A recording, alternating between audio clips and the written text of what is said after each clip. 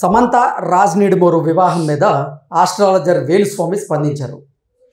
వారిద్దరి వివాహం మీద స్పందించమని నన్ను చాలామంది అడుగుతున్నారు, జోష్యం చెప్పమని చాలామంది అడుగుతున్నారు. కానీ నేను మాత్రం వారిద్దరి వివాహానికి సంబంధించినటువంటి జోష్యం చెప్పను అంటూ వేణుస్వామి ఒక వీడియో విడుదల చేసినటువంటి క్రమంలో వేణుస్వామికి బుద్ధొచ్చిందని, వేణుస్వామిలో మార్పు మొదలైంది అని కొంతమంది ఆయనకు మద్దతు తెలుపుతుంటే, లేదు వేణుస్వామి భయపడ్డారు అందుకే వీడియో చేయడం లేదంటూ మరికొంతమంది అభిప్రాయం వ్యక్తం చేస్తున్నారు. ఈ నేపథ్యంలోనే దీని మీద మనం పూర్తి స్థాయిలో విశ్లేషణ చేస్తున్నాం. ప్రస్తుతం మనతో పట్టున్నారు ప్రముఖ సామాజికవేత్త, ప్రముఖ రాజకీయ విశ్లేషకులు కృష్ణకుమారి గారు. మేడంతో మాట్లాడారు. మేడం నమస్తే. మేడం, వేణుస్వామి గతంలో సెలబ్రిటీల జీవితాల మీద, అలాగే ప్రజానాయకుల జీవితాల మీద జోష్యం చెప్పేవాడు. అది ఒక్కొక్క సందర్భంలో మిస్ఫైర్ అవ్వడం, తర్వాత వివాదాల్లోకి వెళ్ళడం, ఇవన్నీ మనం చూసాం. ఇప్పుడు సమంత రాజ్ నిడుమూరు వివాహం మీద స్పందించండి అంటూ కొంతమంది అడిగినట్లుగా ఆయన ఒక వీడియో చేశారు. మీరు అడుగుతున్నారు, నేను మాత్రం స్పందించను అంటూ ఆయన చెప్పుకొస్తూ ఉన్నారు.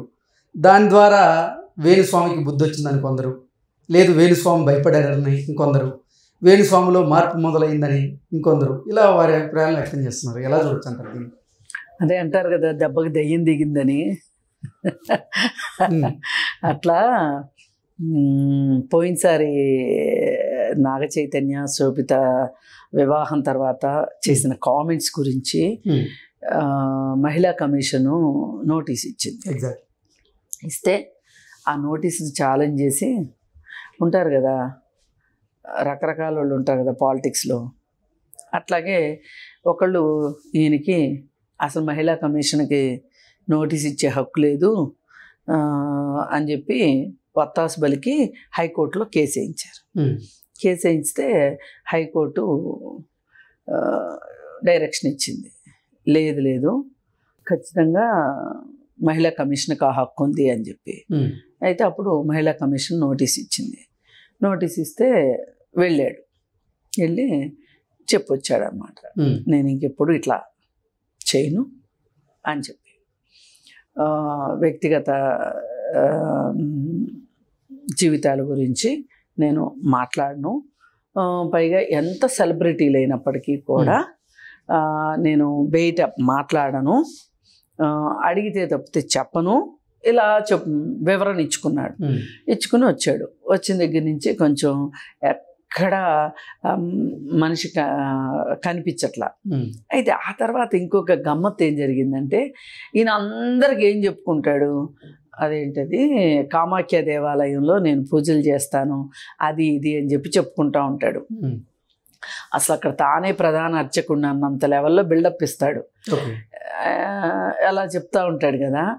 సరే చివరికి ఏం జరిగిందంటే, ఈయన కామాఖ్య టెంపుల్లో ఈయన చేస్తుంది ఏంటంటే, అసలు టెంపుల్లోకి వెళ్ళకోకుండా ఆ పక్కన ఎక్కడో కూర్చుని ఏవో పూజలు చేసినట్టు ఏవో జనాల్ని చేస్తున్నాడు. ఇక తప్పనిసరి పరిస్థితిలో ఒకసారి గుళ్ళోకి వెళ్ళాల్సి వచ్చింది. వెళ్తే అక్కడ తోసేశారు.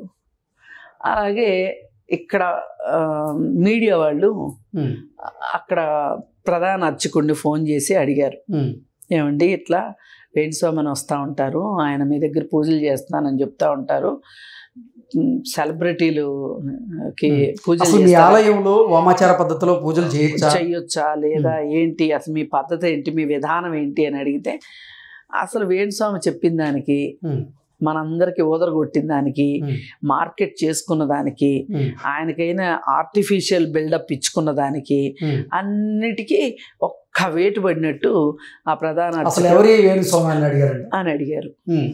ఎవరి వేణుస్వామి అని అడిగారు.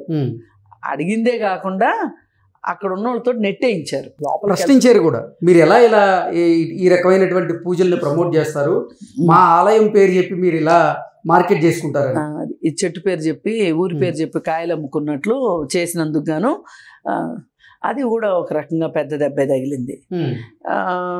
సరే కాదా, ఇవన్నీ అయ్యేసరికి పాపం ఏదైనా కానీ మార్కెట్ ఏమైందో మనకైతే తెలియదు, కానీ సైలెంట్ అయ్యాడు మనిషి. సైలెంట్ అయిన తర్వాత ఇప్పుడు ఈ విషయం వస్తే అంతకుముందు అప్పుడు ఏమన్నాడంటే, తను అంతకుముందు చెప్పున్నాను. అంతకుముందు ఏం చెప్పాడు, నేను అసలు సెలబ్రిటీలు జ్యోతిష్యాలు చెప్పను అన్నాడు. ఏ సందర్భంలో? ఈయన ఇక్కడ తెలంగాణలో కేసీఆర్ గెలుస్తాడని చెప్పాడు, ఆంధ్రాలో జగనే వస్తాడు మళ్ళీ అని చెప్పాడు. వస్తే రెండు జరగపోయేసరికి ఇంకా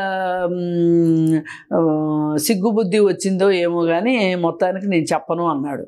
చెప్పను అని చెప్పి మళ్ళీ నాగ చైతన్య వాళ్ళది చెప్పినప్పుడు ఏంటి అని అడిగితే ఏం చెప్పాడంటే ఆన్సరు, ఆల్రెడీ ఒకప్పుడు నాగ చైతన్యకి చెప్పున్నాను కాబట్టి చెప్పాను, లేకపోతే చెప్పేవాడిని కాదు అని చెప్పి ఏవో కప్పదాటు కబుర్లు చెప్పాడు.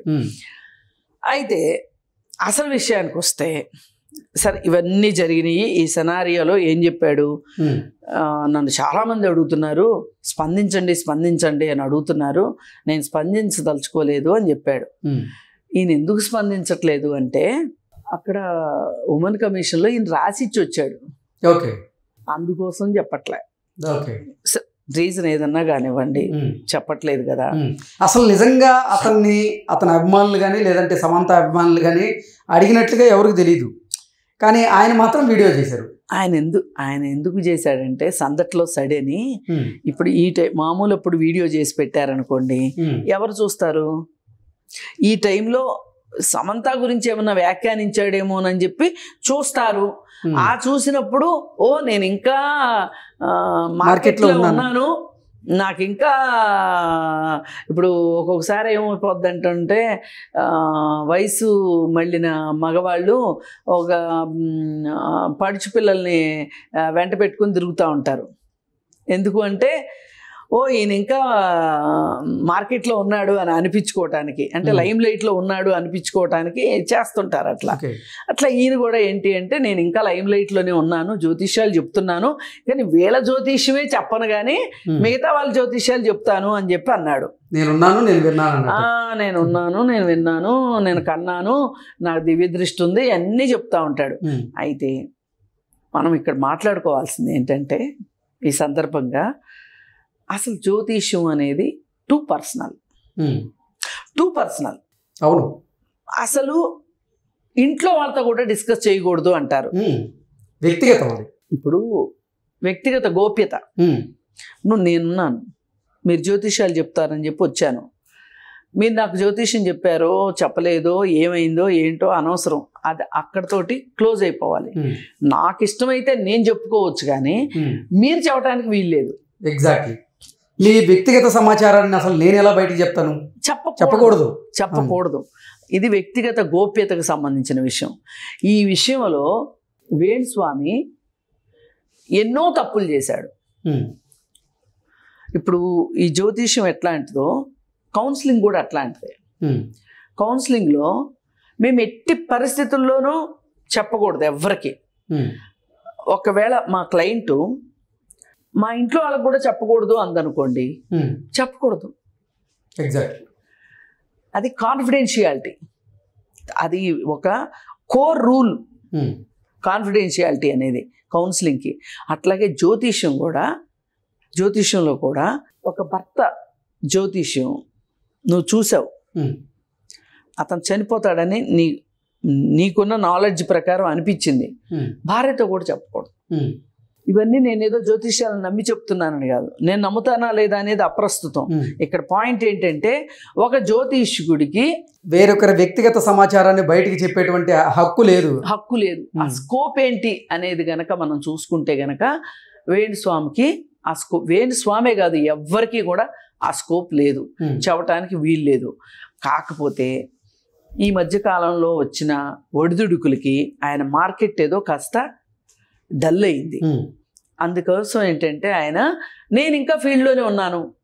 ఇప్పుడు ఒక్కొక్కసారి కొంతమంది ముసలి నిజంగా ఆయన ఉనికిని చాటుకునేందుకు ఆ వీడియో చేసి ఉండొచ్చా, లేదంటే వేణుస్వామిలో మార్పు మొదలైంది అనుకోవచ్చా, లేదంటే ఆయనకు బుద్ధి వచ్చింది అనుకోవచ్చా, ఇవన్నీ కాదంటే భయపడ్డాడు అనుకోవచ్చా, ఏదనుకోవచ్చు? భయపడ్డాడు. ఓకే. ఇప్పుడు మహిళా కమిషన్ పిలవగానే వెళ్ళాలిగా, ఆ రోజే భయపడ్డాడు. దానికి ఒక దొంగదారి ఎత్తుక్కుంటే అది కుదరలేదు, వెళ్ళాడు. అక్కడ వాళ్ళు మాట్లాడారు, వాళ్ళకి మాట ఇచ్చాడు, వచ్చాడు. ఎవరైనా ఒక వ్యవస్థ చెప్పిన మాట వినడం నేను తప్పు పట్టను. ఎందుకంటే ఒక వ్యవస్థకి ఆ చెప్పే హక్కు ఉంటది, Exactly. వినాల్సిన బాధ్యత మనకు ఉంటది. అంతవరకు నేనేం తప్పు పట్టట్లా వేణుస్వామిని. కాకపోతే జనాలు తను ఎక్కడ మర్చిపోయారోనని ఈ సందర్భంలో బయటికి రావడం చూసారా, ఇది కేవలం మార్కెట్ ట్రిక్కే. ఎగ్జాక్ట్లీ. నేనున్నా నేను జ్యోతిషాలు చెప్పడం అంటే అసలు నిజంగా మీకు చెప్పదలుచుకోకపోతే మీరు వీడియో చేయాల్సిన అవసరమే లేదు, అస్సలు అవసరమే లేదు. ఇప్పుడు ఆయన ఐడెంటిటీ క్రైసిస్ లో ఉన్నాడు. ఆయన ఐడెంటిటీ కోసం ఆయన వీడియో చేశాడు. ఏది ఏమైనప్పటికీ కూడా వేణుస్వామికి ఈ మాత్రం బుద్ధిగానే రాకపోయి ఉంటే మళ్ళీ ఇంకెవరి జీవితాల గురించో ప్రపంచానికి డప్పు కొడతా ఉండేవాడు. వాళ్ళ వ్యక్తిగత సమాచారం, వ్యక్తిగత గోప్యత మొత్తం బహిర్గతం అవుతా ఉండేది.